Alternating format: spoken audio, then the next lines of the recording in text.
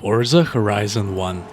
A game that still doesn't feel too old today, but at the same time can easily be considered a Forza classic. A game that had more soul, identity, and atmosphere than any of its successors. And the question is, why? Why does the first Horizon feel so good, and why did the later Forza Horizon games fail to deliver us the same feeling? Before we answer these questions, let's briefly talk about the origins of this series. Forza Horizon was a risky experiment. Prior to the Horizon series, Forza's exclusive focus was on motorsport, a series solely based on being a track racing simcade, and in other words, a direct competitor to PlayStation's Gran Turismo. But then, Turn 10 and newly formed Playground Games came up with an idea. What if Forza stepped off the track but kept being Forza? That idea was the birth of the Horizon series, an open-world simcade racer with a deeper focus on being an arcade than a sim. It was never meant to replace motorsport. Instead, it was an attempt to explore a different side of racing without losing the image that the Forza had already built. Now let's talk about what made it so good, starting with the most important, the progression.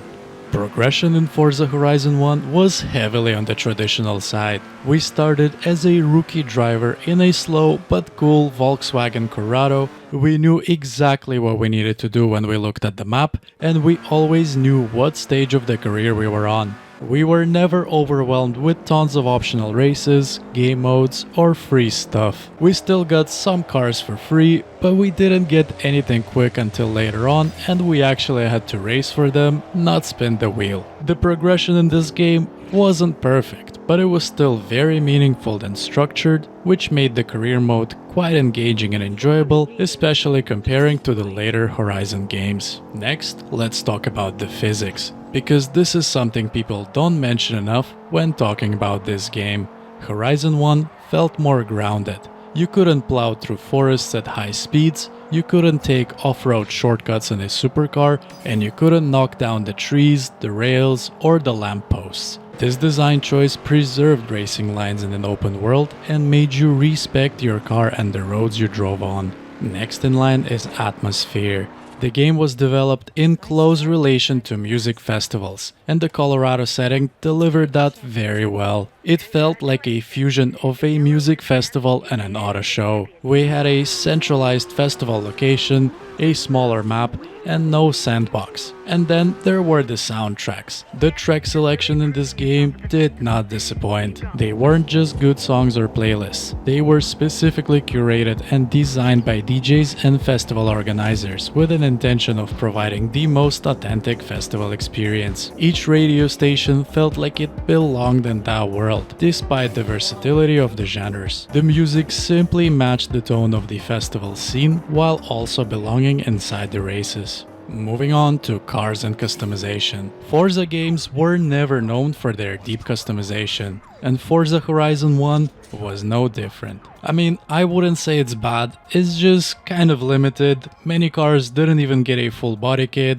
besides the in-house front lip and a spoiler, but something no Forza has ever failed at was the extent of their car list. The base Horizon game gave us 143 cars, which sure was a step down from the fourth motorsport game or comparing to the later Horizon games. However, we didn't get any cars that did not belong.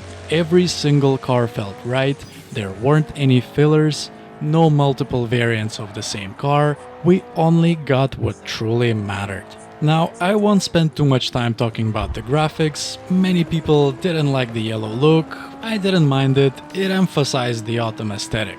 Generally speaking, the graphics were solid for its time, smooth, not too flashy, and they aged pretty well in my opinion. The photo mode was awesome, and also special shout out to all the modding communities. They know Forza games were the largest resource of high-quality car models at that time. So why did Forza Horizon 1 feel better than the later games? Well, just like in the case of Need for Speed Most Wanted 2005, the initial execution of a new idea often turns out to be the best one. The first Horizon didn't try to be too many things at once. It specifically wanted to be a festival-focused, open-world racing game that still felt like a Forza. The game also came out during the time when traditional progression still mattered and when developers weren't afraid to take risks. Later Horizon games tried to expand on the initial idea even further, but in doing so, they ended up diluting what it was meant to be by adding larger sandbox maps, unnecessary game modes and cars, and more importantly, removing the structured, meaningful progression. Forza Horizon 6 promises us to deliver the same feeling that the first game had, so time will tell if this is true. Anyways, let me know down in the comments which Forza Horizon game was your favorite and why. If you liked the video, don't forget to like and subscribe, and as always, I will see you in the next one.